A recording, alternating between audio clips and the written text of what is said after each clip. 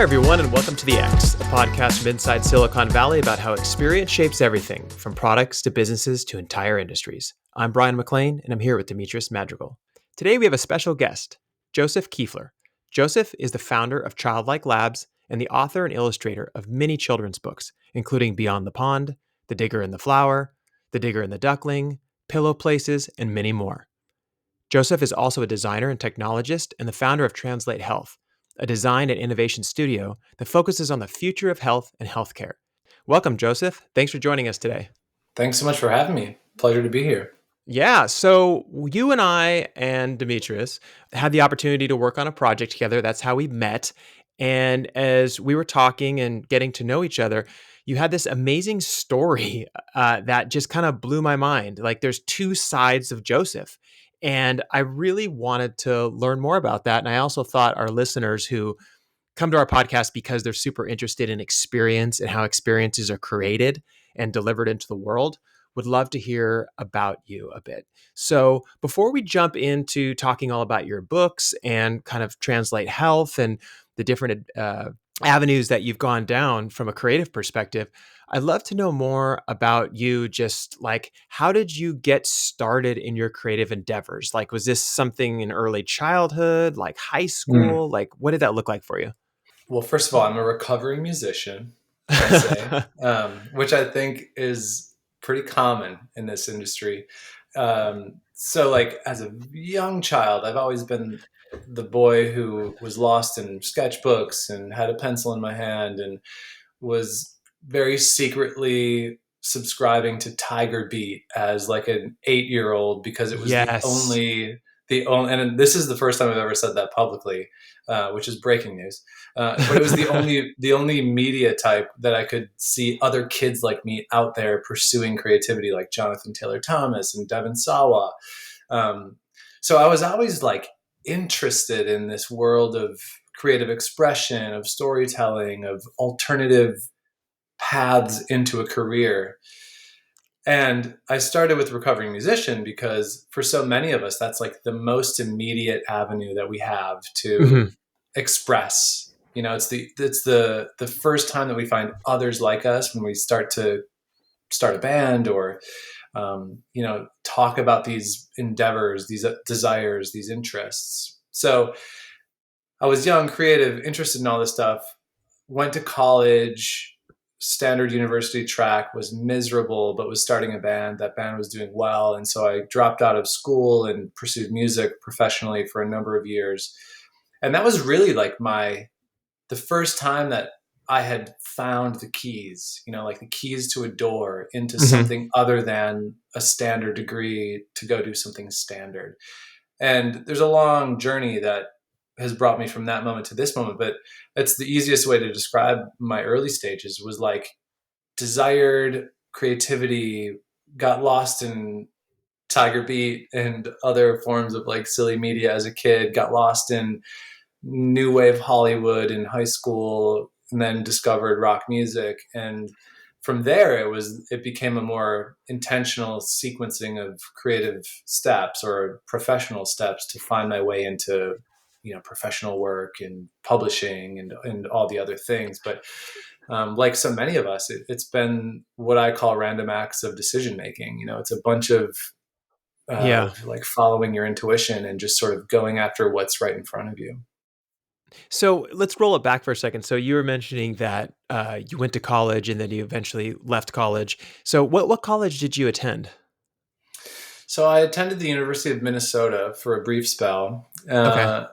and again, like it wasn't. Nobody had given me a formula. Nobody had taught me like, "Hey, you're creative. There's actually a whole world out there." I come from a very Yep. standard family. None of my parents had gone to college, and they were just doing workaday life because that's what's available to so many people. So I went in pursuit of a literature degree because that was intellectual and gave me adjacency to some of these big ideas, but was miserable and depressed like so many kids at that formative stage of young adulthood. They aspire towards something, they do what society tells them, go get a degree, they try it on for size, and lo and behold, it is completely antithetical to their spirit, to the thing they're looking for. And so like those people, I was miserable, dropped out, enrolled into art college at Minneapolis College of Art and Design, which was Oh, okay. a great design school, but I felt like they were more interested in the idea of art and design than they were the core fundamentals. And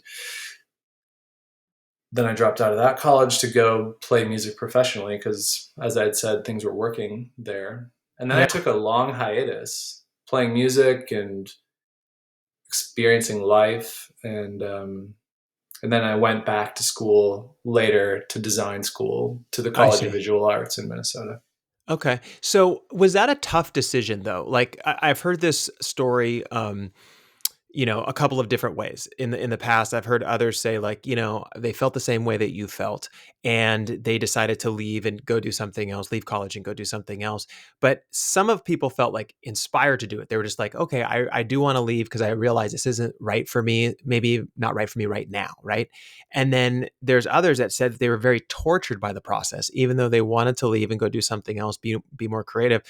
It was very painful to do it because they felt like they were leaving something behind that they were supposed to do and that kind of stuff. Did you go through any of those feelings when you were kind of making that transition? It's a great question. Yeah, in short, well, so I'd say there's two answers to that question. One, like every human, I was unpacking family of origin stuff. And Hmm. so to encounter that decision was to encounter what I'd always been taught, which was stability is the answer. Don't question, just go get a job and follow that. Take the pain of like finances away and just go do whatever you need to do to work a job and stay in that job. So there was Yeah. a part of me that had to encounter that programming and to encounter my own agency in that decision.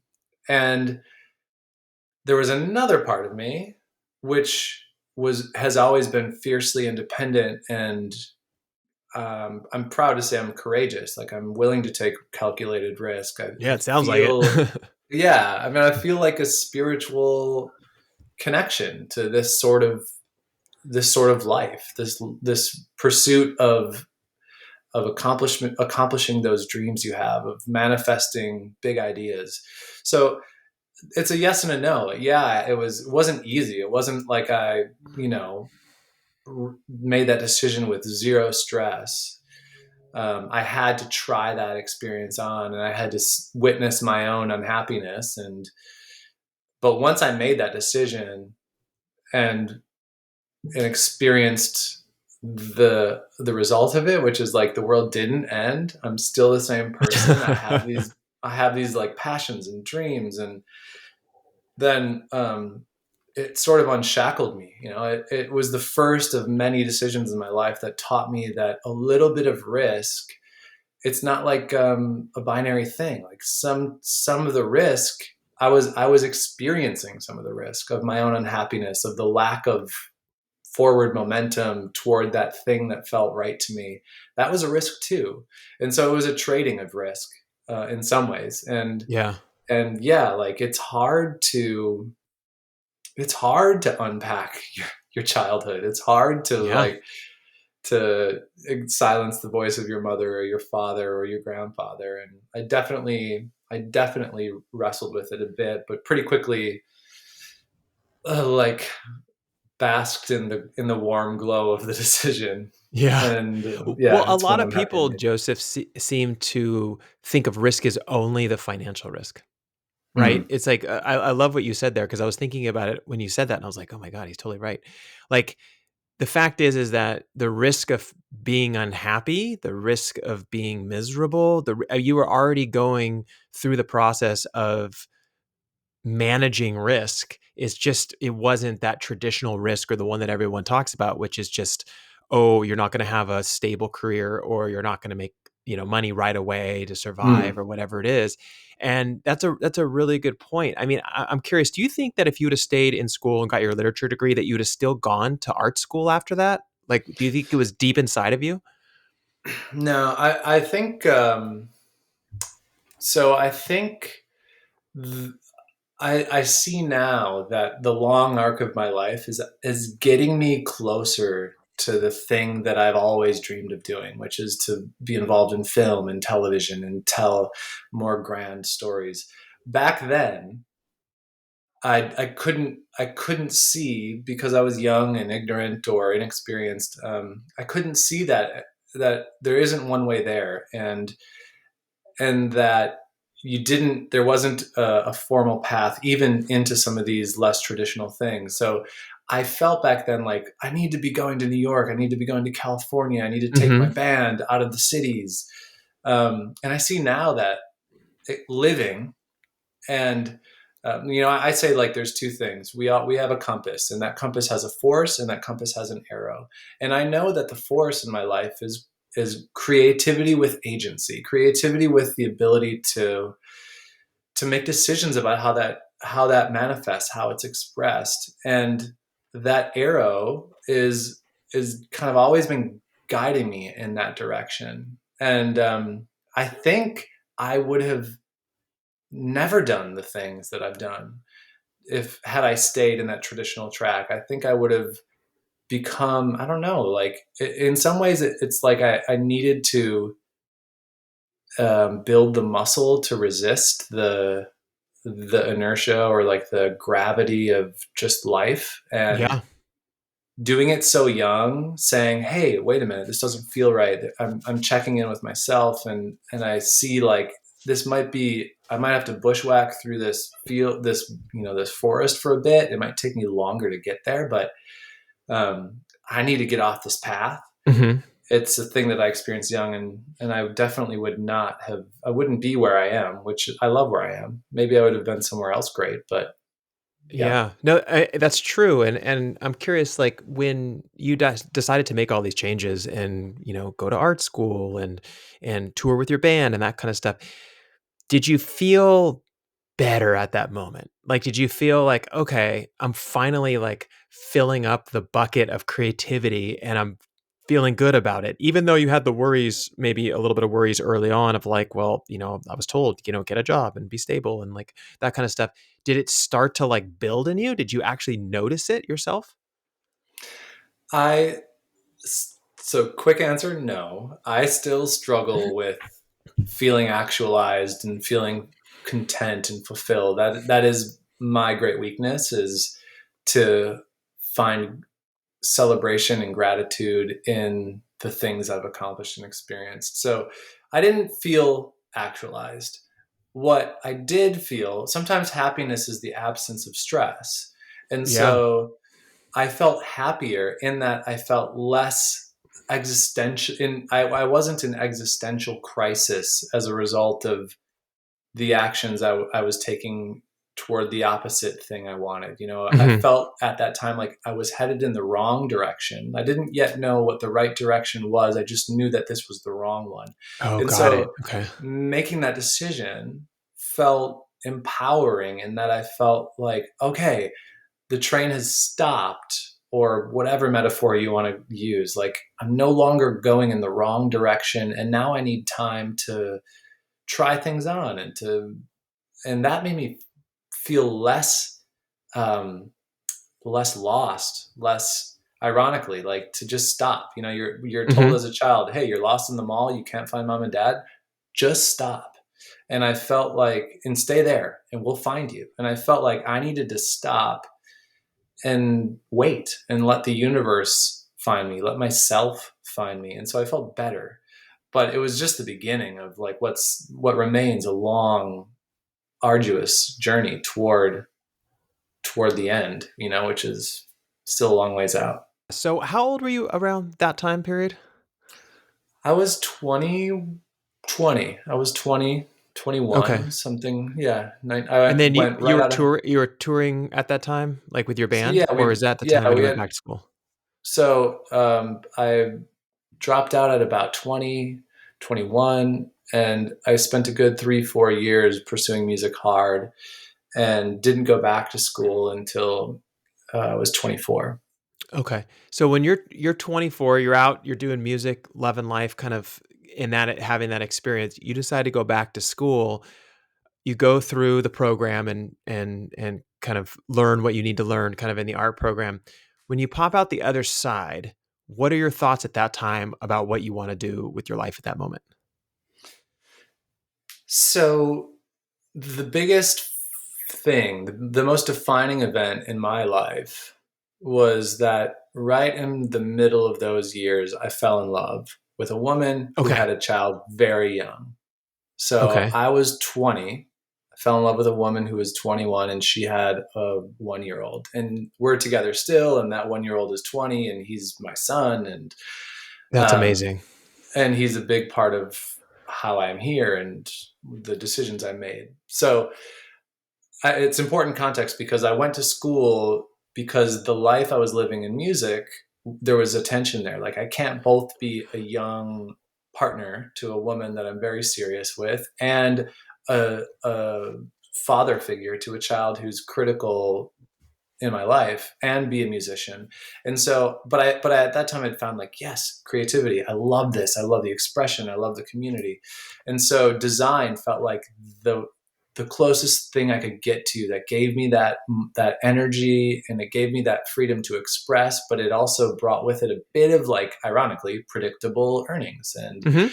there's a way to fit into the system. So I left school and I put my everything into school and was fortunate enough to leave and have my pick of the jobs that I wanted. And so I left and I wanted to like apply that learning and that degree to the career, but I still wanted to do it in like the way that felt authentic to me, which was find the coolest, hippest, best place. And so I went to a Hmm. place called Zeus Jones, which is like a really forward thinking brand shop. And what was on my mind then was like, how can I apply this degree into this industry and like still lap up as much knowledge and insight and wisdom as humanly possible? So don't go to like a big shop, go to a small place doing interesting work that's going to like continue building your muscle.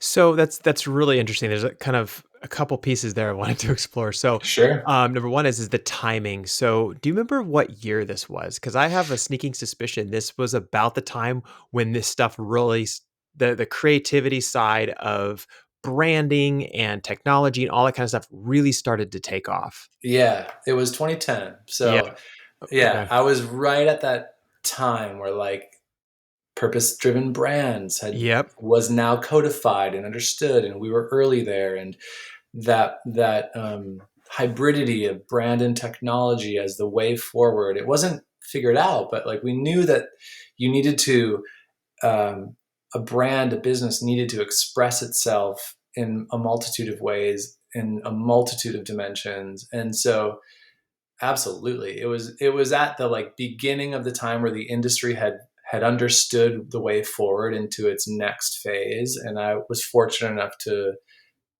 choose right and get into businesses that were at the forefront of some of that thinking. So how long? So how long did you stay at that agency, and kind of what was your role at the agency? So I stayed for 3.5 years, Okay. and it was it was early. I was early there. It was a period of like really exciting growth and I started as a designer. We all quickly realized that I was just as valuable as a creative and a strategist. And so I ended up serving as like one of those rare figures who can flex across big brand driven strategy all the way down to creative platform building and pixel perfect design. So I was fortunate there because they were an amazing place, great people who wanted different thinkers, different doers. I got to move across the continuum. And we can go like deep down the professional side. I'm happy to go whichever way you want. But this was also the time that I felt like, hold on, this is interesting and exciting, but I want to like have a piece of pure creativity for myself. And this is Oh the time yeah. that picture books became the thing that I pursued it on the side. So it kind of all it like was a boot camp that built a muscle in me and an energy and a capability in me that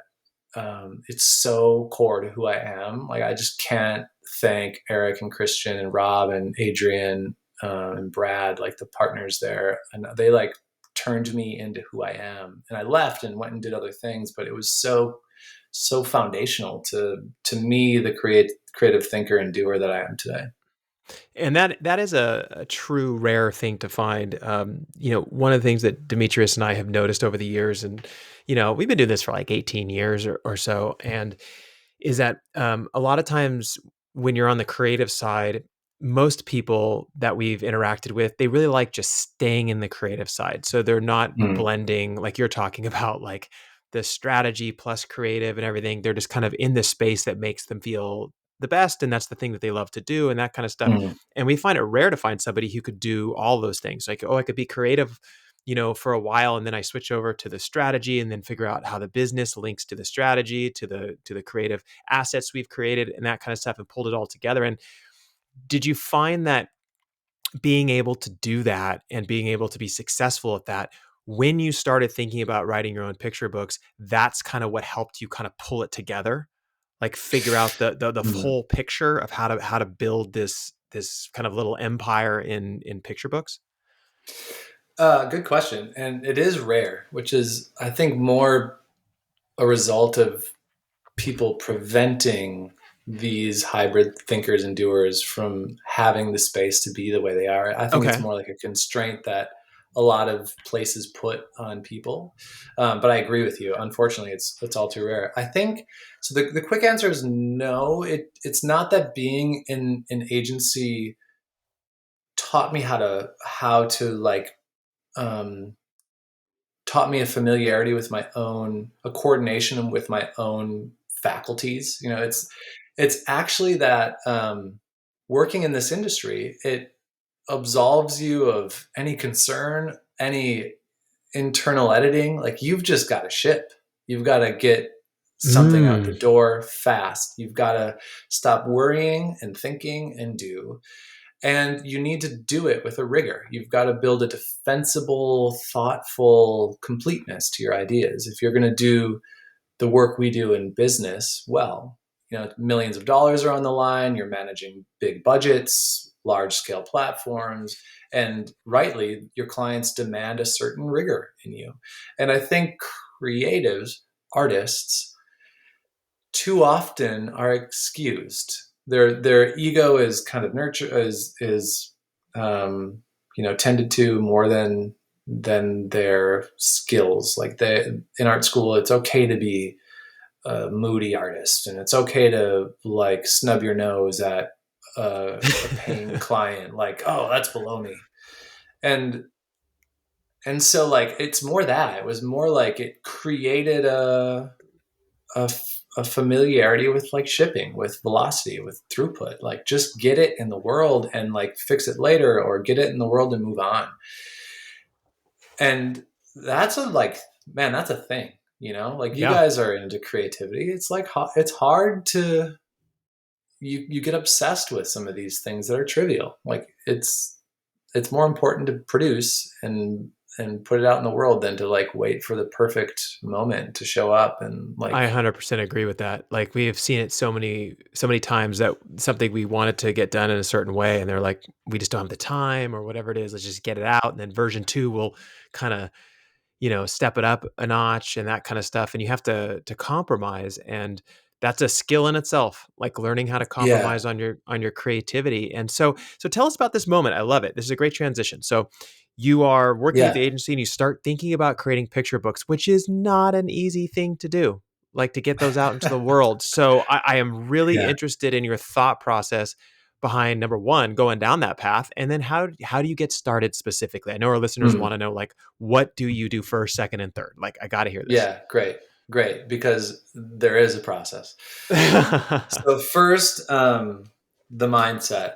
And you're gonna like, the greatest theme of my life is Joseph suffers from existential dread. Like, Is that your next book? yeah, yep. That is my next book. It's 32 chapters long. Yeah. Um, and so, like, I was there. My job was amazing. I was succeeding by all measures. Like, I was just, there's no denying that I had done the thing that I wanted to do, but like, I still felt, I don't know, like an existential weight. Like, man, I'm 20 something, like, is this it? I'm selling kibble. I'm like Yeah. helping to figure out n number of ways to market Cheerios. And that's not to like speak poorly of Zeus or any agency. Like, that work is important and it feeds people and all that. But for me, I like wanted more of a pure outlet. Like, I wanted something that was just mine, where I didn't have to use, hex code number FF1F whatever to like satisfy the brand. And so I turned around and, well, I should say I was lost for a long time. Like, I was trying to do stop motion. I was making music again. I was writing, I was drawing, and Nikki, my partner, was like, listen, I love you, but I can't watch you sculpt like stop motion heads at the kitchen counter anymore. You need to finish something. You need to complete something. Mm, And finally, reluctantly, I agreed to take her advice. I turned around, I looked at everything that I could possibly pursue, and there were a lot of boxes that needed to be checked. I like couldn't quit my job, like I was the breadwinner, and I couldn't make music again because that would take me away from family. I was a father, a breadwinner, a values-driven guy who wants to apply myself to things that like I can feel good about. And importantly, I wanted to like accomplish it. I wanted to pursue something that allowed me the satisfaction of like actually completing the idea, where like agreed. something big like making films is too ambitious. And so it was through a really rational process of analysis, which is not my typical way, where I was like, man, children's books, like I can write, I can draw, I don't need to go to a studio to record for hours. I don't need to stand up. It's not capital intensive. I don't have to like stand up a new business. And so it was this like magical, accidental, rational, analytical. It's like a mix of all those things that brought me to children's books. And from there, I created a program for myself called The Year of Doing. And it was one idea for 15 minutes a day for 365 days. And that was it. Like, super simple program. I had Wait, does that mean that you only work on it for 15 minutes a day, or is That it was the only requirement. Like, the only okay? thing I needed to do to feel as though I had earned it that day was to touch it for 15 minutes. Okay, And that's so, like, cool. the one idea, totally antithetical to my nature. I'm like I want to lap it all up. I want like as much life as possible. I'm like, I want to summit every peak. I want to do everything, which is cool, but not productive all the time. So Hmm. I picked a book. The idea was to like get published. And so I spent a year like trying to write, trying to illustrate. I touched it for 15 minutes a day. That was, without me knowing it, like the greatest gift, because what that created was um, no pressure. Like, I didn't have to get published on Tuesday. I just needed to touch it on Tuesday. And on Hmm. Wednesday, I needed to touch it for 15 minutes again. And what that allowed, it was like an accidental discovery of the day where I had the flow. Like the day, some days that 15 minutes became 2 hours. Some days that 15 minutes was like 14 minutes, 59 seconds, and 59 hundredths of a second. Like, I really was stretching to get there. And that was the path. That was like the personal program. And it was just to like steadily march toward writing a book. And like that book, in hindsight, horrible. Like, horrible. Really? Didn't Now this follow. isn't this isn't Beyond the Pond, is it? Your first one? No, no. Okay. This Okay. became it. I threw this thing away. But like I realize now how ignorant I was. And so that was like the personal program. And I can talk more about that if you're interested, or I can shift to like, so then what did I do specifically? Like, what Yeah. steps did I So take? what Yeah. what steps did you take to kind of get to the point where that first book got picked up? Yeah. So I created a piece that I thought was a complete picture book. And it was, in the sense that there was a beginning, middle, and an end, and it was fully drawn, fully written. It wasn't in the sense that it didn't abide by any of the picture book rules, like 32 pages or 40 pages or 48 pages. There's some like fixed things that we seasoned makers now know, but I had a thing.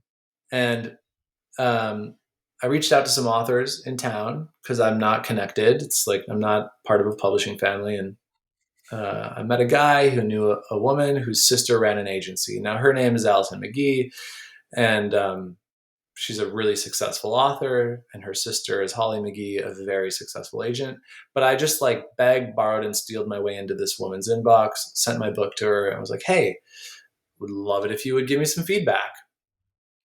She did, and quickly said, I cannot send this. It's not good enough to send to my sister, but good luck to you. Wait, And can I pause you there just for a yeah, second? So there's like yeah, yeah, one yeah. little piece of information. My brain was like, huh? So w- what did it take, I guess I should say, for you to create the right message to get her attention? Because Hmm.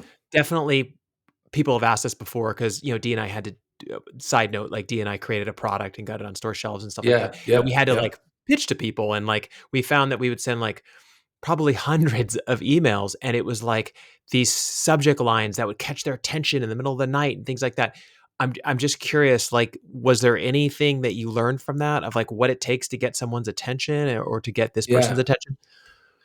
yeah. And this is where me working in the professional sector is helpful. Like to be a marketer who understands what good looks like, how to package a small, efficient, pithy statement to like get you to care about something was super handy. So I had like years of experience doing a lot of writing and brand building to help me understand how to do this. Okay. Um, and my number one advice is, or there's two things that I would say. Number one, don't be clever, be professional. Don't be clever, Mm. be concise and professional. Like in the world of pitching and especially in film and publishing, like people feel like they've got to wow someone or to like get their attention, you've got to just be the most clever, creative, um, zany person, and they just go too far. Like this is a business. This is an industry that is staffed by really educated executives Mhm. um, who care about the bottom line. And so, number one is just be incredibly professional and concise. Number two, and this is something that I have always used because I still to this day am like sending Hail Mary emails to crazy people all over the world, hoping to get something to happen. Be heartfelt. Like open your chest up. Don't be a robot. Tell me how it feels to write this email. Tell me how much it means to you.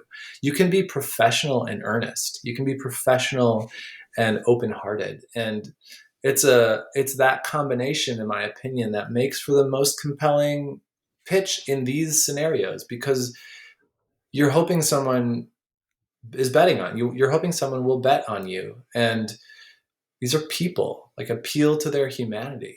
And I could probably search right now and figure out what that email was, but it was probably some mix of like, listen, I know this is crazy to ask for your time, and I know that you've got a million more important people hitting you up every day. Your work and your reputation tells me that, but I'm appealing to you and in the hopes that you might take a chance on just hopping on the phone and talking to me for 20 minutes.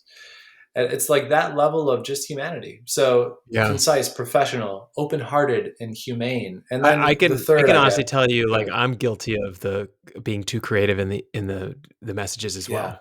Like where I Are send you? them to Yeah. Demetrius, and I'm like, "Hey, how does this look? I was gonna do a Hail Mary because I really wanted to talk to this person," and he's like, "Ooh, no, I think we need to be more clear," or because like your brain goes to this place of like, I have to catch their attention, and to catch it, it needs to Yeah. be creative or funny or Uh-huh. super interesting instead of like super, like you're saying, like Res Disarmingly honest, disarmingly, yeah, vulnerable. yeah, Yeah. vulnerable. Be Vulnerable is the vulnerable. word, yeah.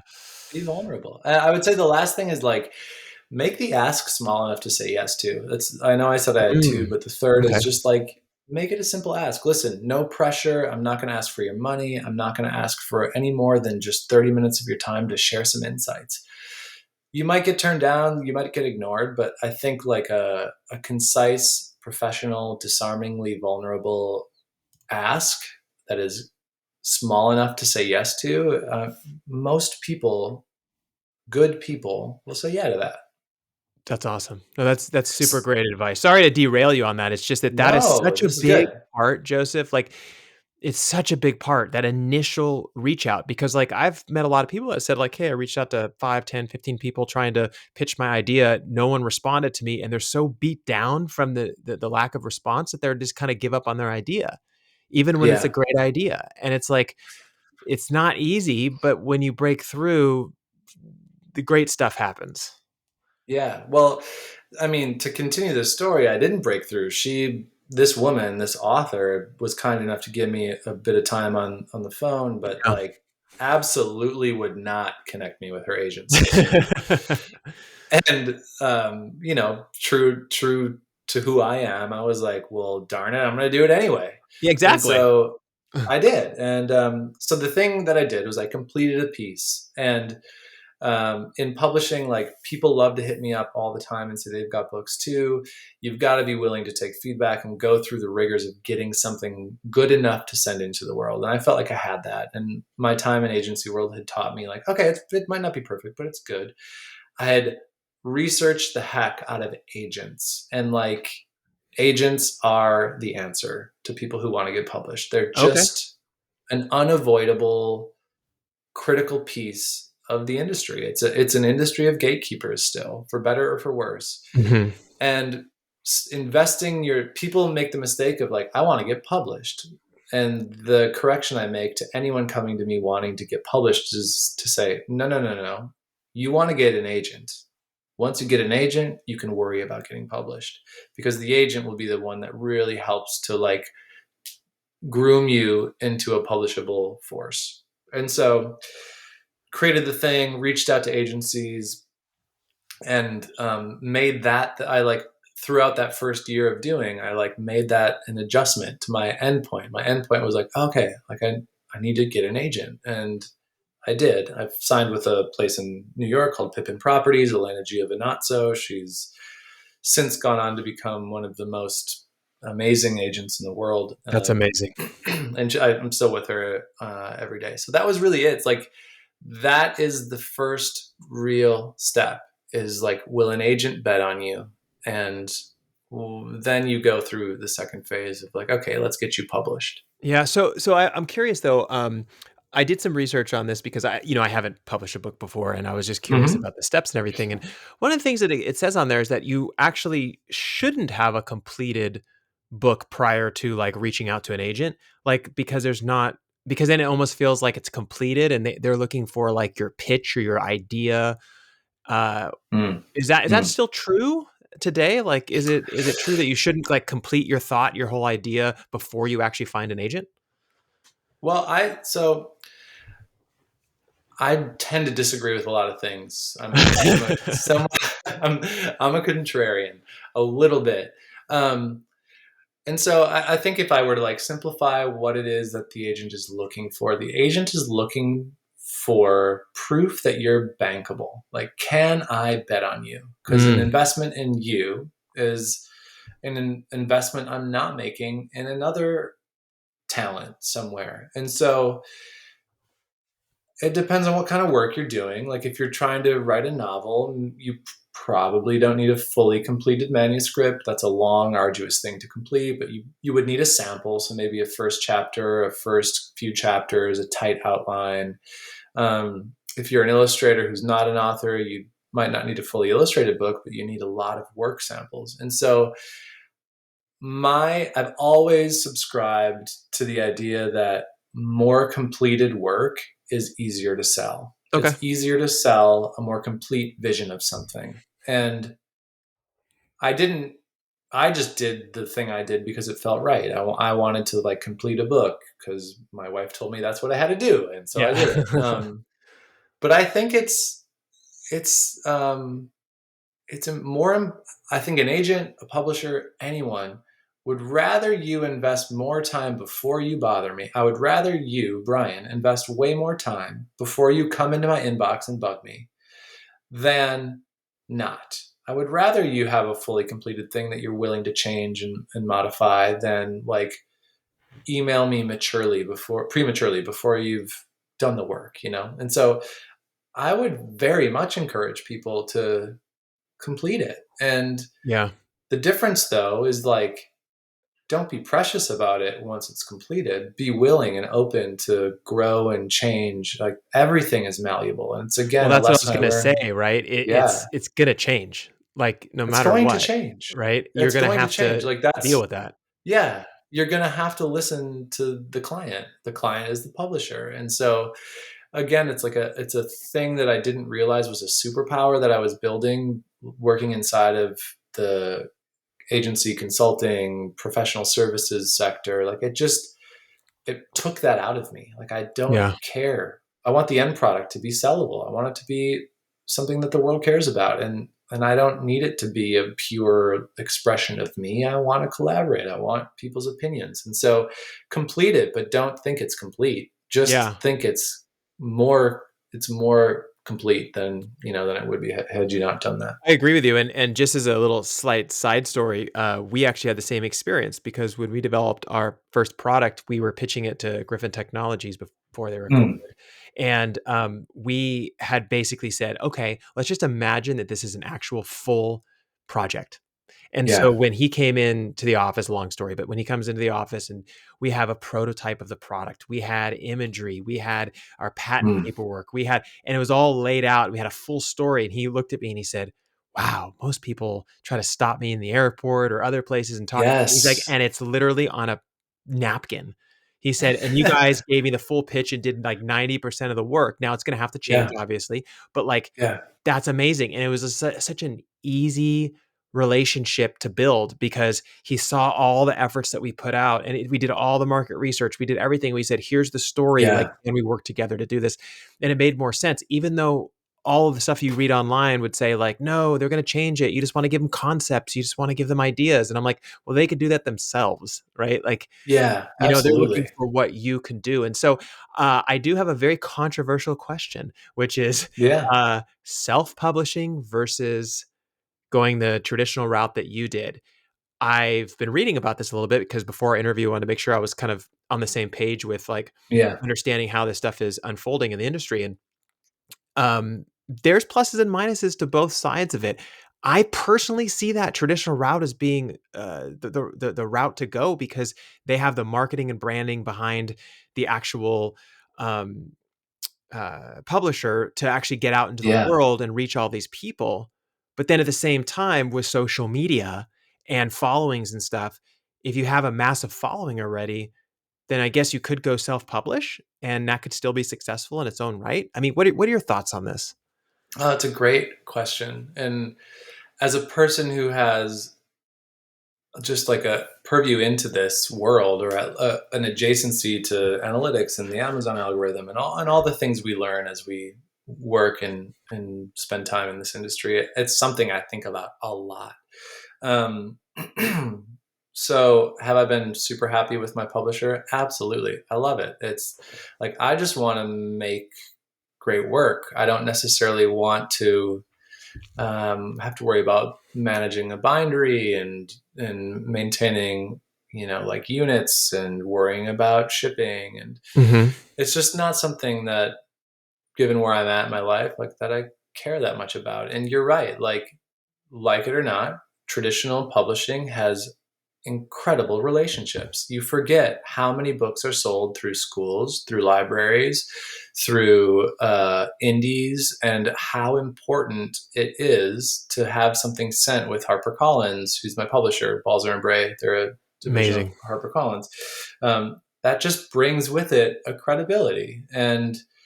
Um, and then there's all these other things, like there's advances and more predictable revenue that can come in and other global sales that come from that. So it's a wonderful system that I think the problem is people want a shortcut and they feel like Mm. self-publishing will just let them get that thing out into the world sooner. And I've been denied by so many publishers, so I'm just going to publish it myself.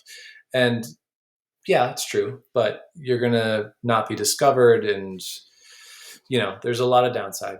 Now, if I had a platform and I had a lot of followers, or if I was an analyst who understood the Amazon algorithm intimately, I might I might think differently about that. Like if I had Sure, a yeah. million followers, like you have distribution and you have a marketing channel that you can leverage. And so I would maybe, if I was starting over and was one of those people, I would entertain some of those things. But for children's, for young adult, for middle grade, this is an area that has just thrived. Like this is a really healthy, powerful industry right now, and I'm happy to be a part of the traditional side of it.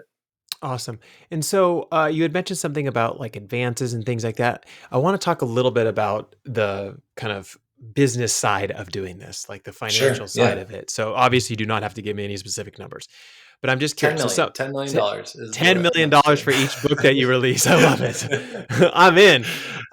So you come into this industry, let's say, and you're getting your first book out there. What can people expect on how that works out? Like, is it a shared revenue thing? Is it an advance thing? Like, how does that stuff Hmm. work?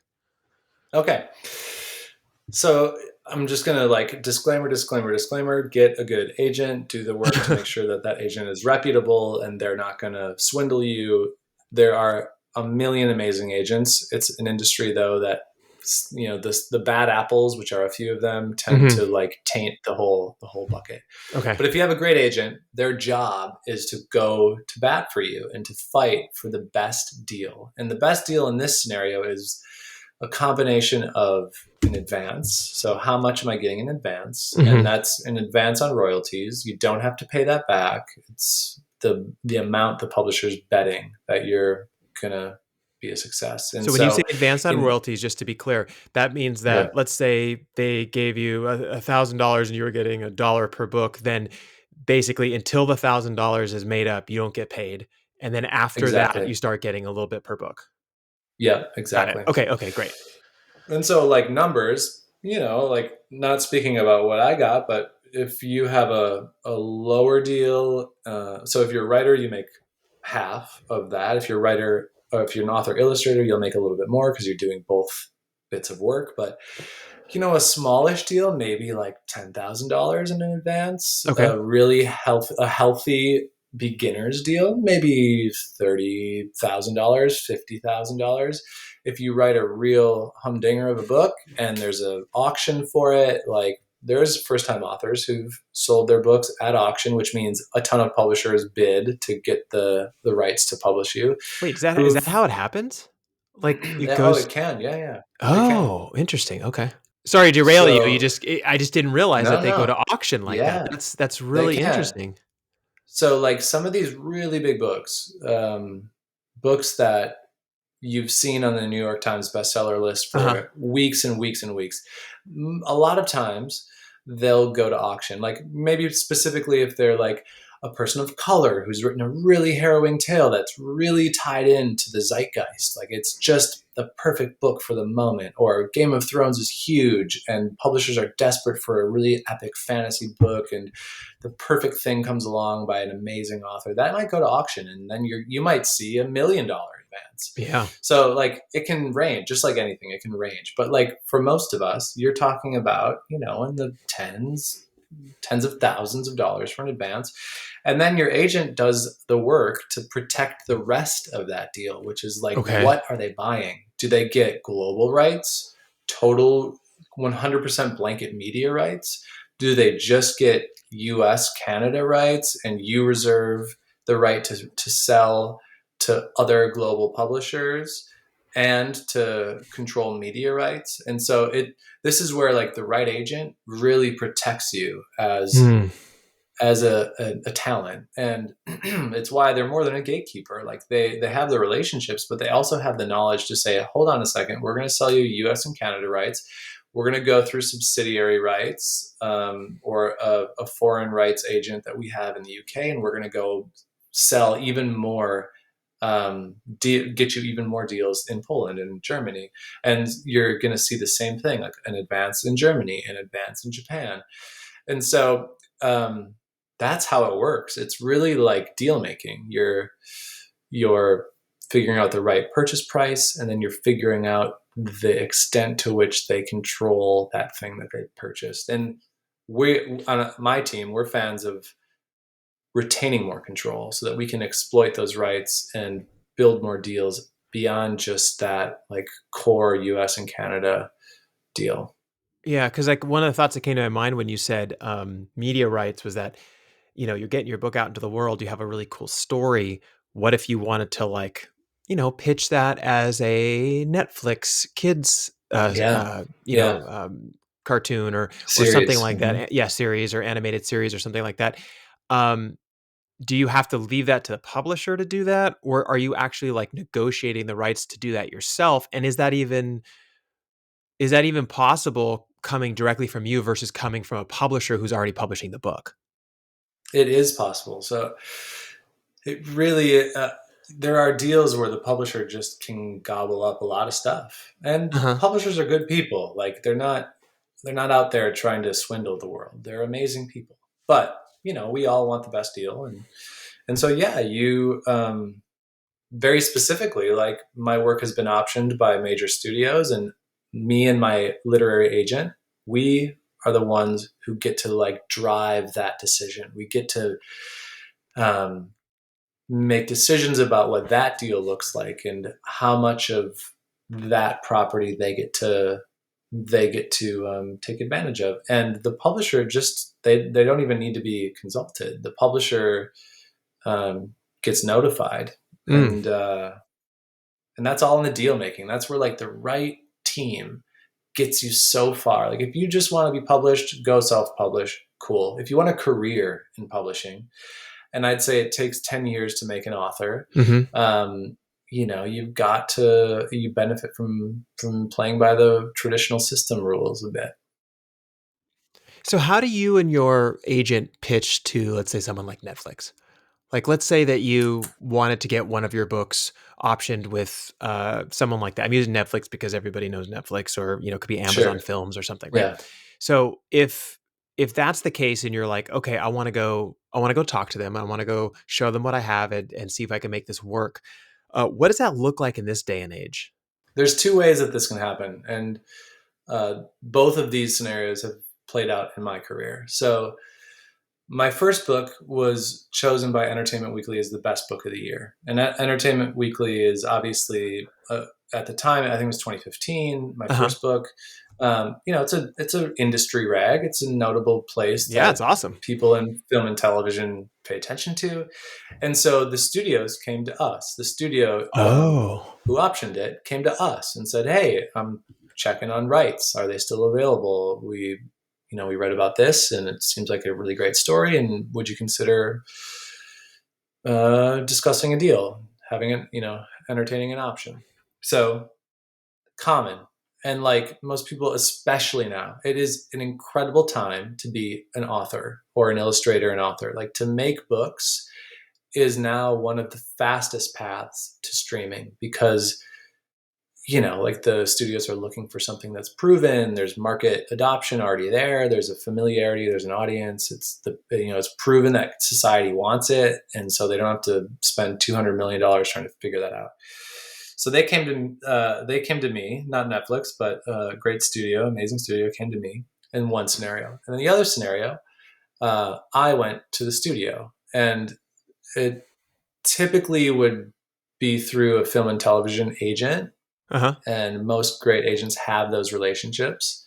And I have film and television representation that can do this. But in this scenario, I'm a bit of a go-getter. I went back to the studio and said, "Hey, I've got some more stuff, and I want to talk to the TV side." And again, I was professional. I was vulnerable. I was very concise with my ask, and I just like asked if they could set up a meeting, and they did. And so then you pitch, and then it's like any industry. Like the myth is that these people are suit wearing, desk slamming Aries Entourage. Yeah. from Entourage. Like are those people there? For sure.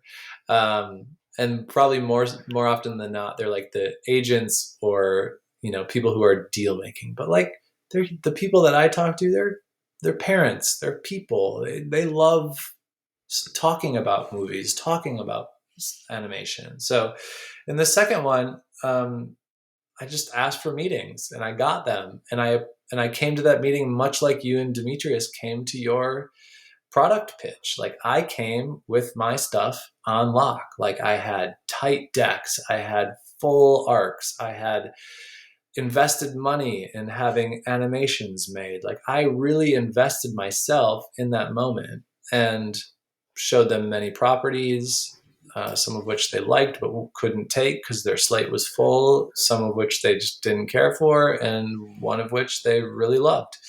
Um, and it's just meeting making, you know, it was many meetings. It was moving through executives. It was being patient. It was being really thorough with my preparation.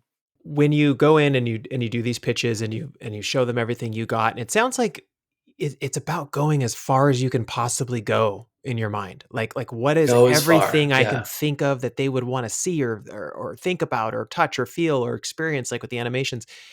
How long until you hear back from them? I mean, do you walk out of that meeting and go, "Yes, I nailed it," or is it like weeks, months later you get a phone call? Like what does that really look like? Um, it can be glacially slow or lightning fast. Hmm.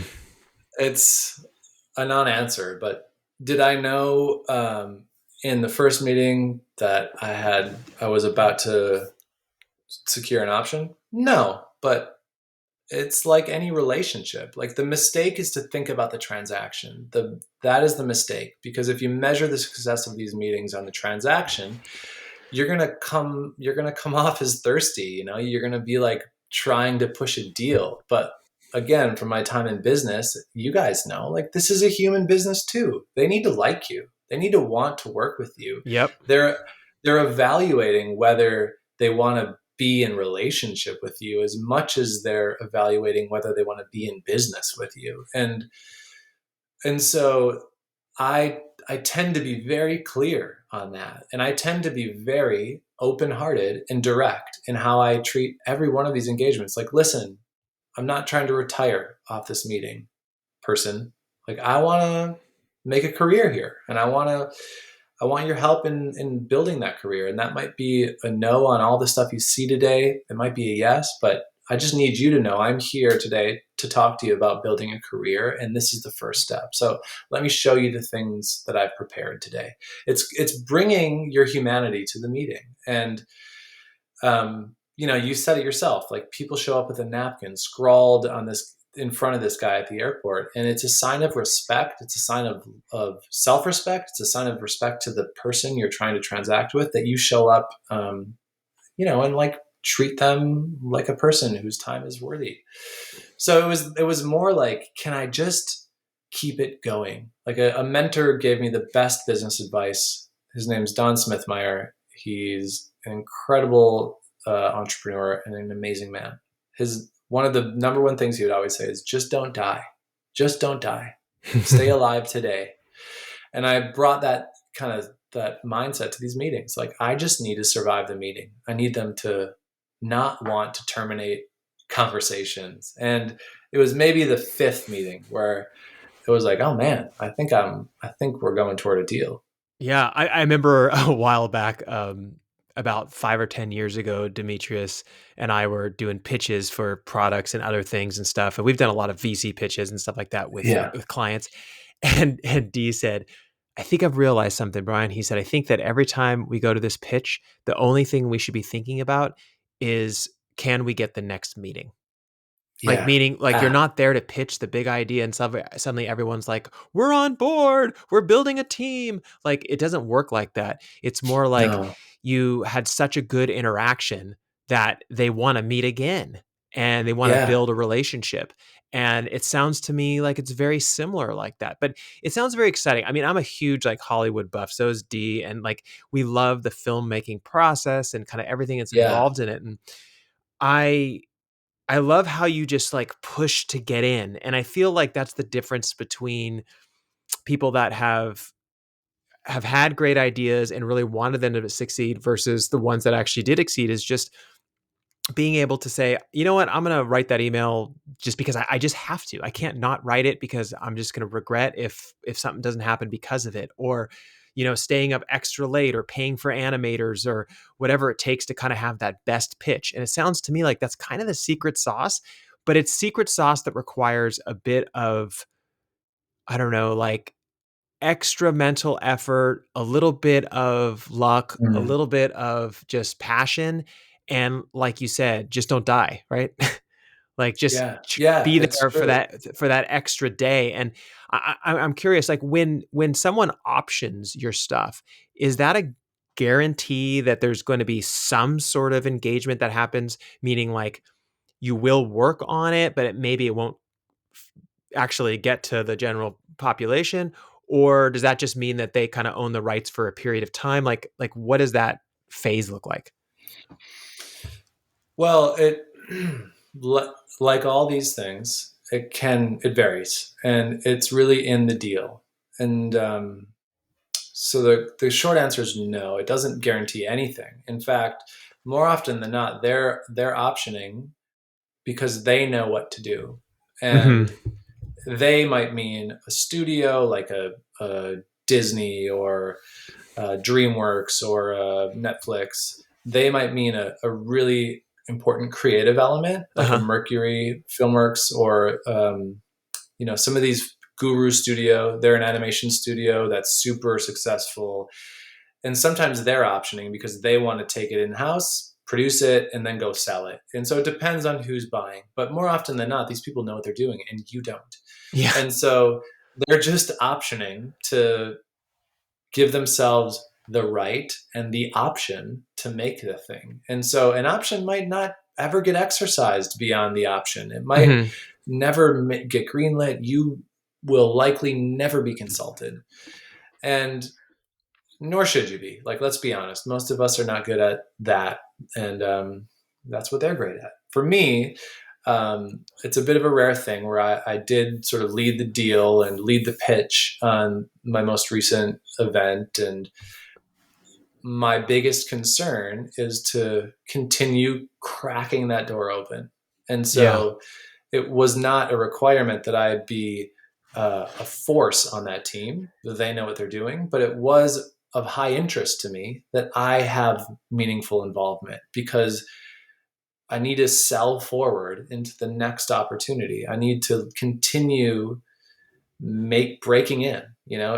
You don't break in one moment. You slowly force that darn rust filled door open and prove to the world that you're worth being paid attention. Your Yeah. opinion matters, and that you're good for it. When you get that option and you're like, okay, like I knocked that door open, I made this happen, I have this option. In your mind, are you thinking like, are you thinking like I just want to continue to communicate with them and kind of see how it unfolds, or are you actually preparing for this to become a potential film or series? For So it's more defined. Like the deals in film and television probably feel a bit like venture or M&A deals. Like Hmm. they're very detailed. Yeah. Everything is spelled out. Like how many points and where do those points get distributed and how much of merchandising and it's a union controlled industry. So roles and titles and involvement are very defined. Okay. And so it's it's defined what role I get to play. And again, like these people are good people. Like it's not a bunch of swindlers. So they do live up to their end of the bargain and involve you. And they're very open and they're very encouraging. And so you're helping, you're helping to get the next deal done with them. Like I see. they need to go make something that the world cares about. It's not over. Really, the option is where like the game starts and you're in like quarter one, second one, you've just kicked off the ball, but then a whole game has to play. Like you've got to turn it into a sellable property, and you've got to get that property greenlit. And it takes a lot of work to nurture a property through to that level. Are you currently working on anything that you're moving down the down the field that looks Yeah, like it's yep. heading in that direction? That that could, Yeah. come out soon or anything? Soon, no, but yeah, like, and I'm sorry to be so vague. Like, obviously, I would rather be able to talk in detail, but about this side of my life, you've got to be a little bit protected Sure. in Yeah. how much detail you give. But yeah, like, I feel like I'm in a phase of my life where me, the bookmaker, might potentially one day be able to become me, the person who creates shows and films, and so I feel like I'm still very much fighting for, like, I feel like I'm a known, respected person in publishing, but that was never the end. The end is a bit more on this film and television side. So working on some stuff. It's exciting. It's early. It's really fun. But then, like, the job is to keep going. The job is Yeah. to keep assume that that thing will never materialize, and instead go take the lessons learned and apply them toward some other thing. So that's where I founded Childlike Labs, which is an IP and animation development studio. It's an arm that's really there to continue exercising my IP in more channels. And, like, the theme, like you'd said, is don't wait for the world. It's like, if you need something, if you want something, go build it, go make it. And all I'm doing now is saying, like, hey, I feel like I want to be in this fight, and I'm not going to wait for the studios to hire me on a first look deal. I'm going to go build an animation development arm, I and love I'm it. going to, like, keep building, keep fighting, and my big thing, honestly, is, like, I think that we have failed to tell the climate story well. And I'm sorry to, like, suddenly tangent. Maybe it comes out a bit out of left field, but, like, years ago, I made the decision to shift the vast majority of my work toward climate. Like, I have a superpower in engaging with children and bringing stories into the world that can make people feel and care and think. And I'm looking out here and I'm like, this, we all need to be doing. We all need to be, the only work worth doing is climate work. Yeah. Like, we've got a lot of other stuff, but I just feel so concerned about it. And so, my most successful property, The Digger and the Flower, The Digger and the Duckling, The Digger and the Butterfly, comes out in May, The Digger in the Dark. The Digger franchise Yep. is one that I think elegantly weaves in environmental stories into a commercial property. And so I want to build a television animation studio or IP development company that, like, shows the world that you can tell climate stories that are entertaining. Like, the talking about climate change doesn't need to feel like the end of the world, is what Well, I I think that's a say. Like, great idea because, a lot of times ideas come across our table and Dee and I have a chance to look at them and give feedback and that kind of stuff. And they're not necessarily always tied to a bigger goal, like, or a bigger picture. It's kind of like, oh, I have this idea for this thing. And I'm like, oh, okay, so what's the bigger yeah, goal for that thing? How does it fit into the ecosystem that you're kind of manifesting, for example? And so I really like that you're kind of looking at it going, okay, I can write these beautiful and amazing books for children. But I can also have messages that tie to a bigger goal that this whole world needs to have, which is, you know, understanding climate change and how are we going to basically survive it in the long run, right? And then yeah, building a whole studio around it and continuing to have that theme because when you go to pitch and you go to talk to other studios and people about the ideas that you have, people love hearing the bigger story, the vision. And yeah. I once heard this thing from someone who worked over at SpaceX, and they said that Elon, and I know things are very controversial with him right now, but this is an interesting side piece, is that he would walk around at SpaceX and he would just say, "We're going to the moon. I mean, we're going to Mars," right? Mm-hmm, And he would just mm-hmm. like cheer this out as he'd walking by people that were working. And one of the people there said, it's really interesting because over time you stop thinking about just creating rockets and you start thinking about the bigger picture of, like, we need to be a multiplanetary species or whatever it is, Mm, whatever dream you're kind of going after, and it sinks in and it makes you feel like you're doing something bigger than just the work you're doing every day. yeah, And I kind of yeah, feels like this is kind of where you're kind of going with that, and I love that. I think that's what's going to make you a huge success in this area. Oh, thanks.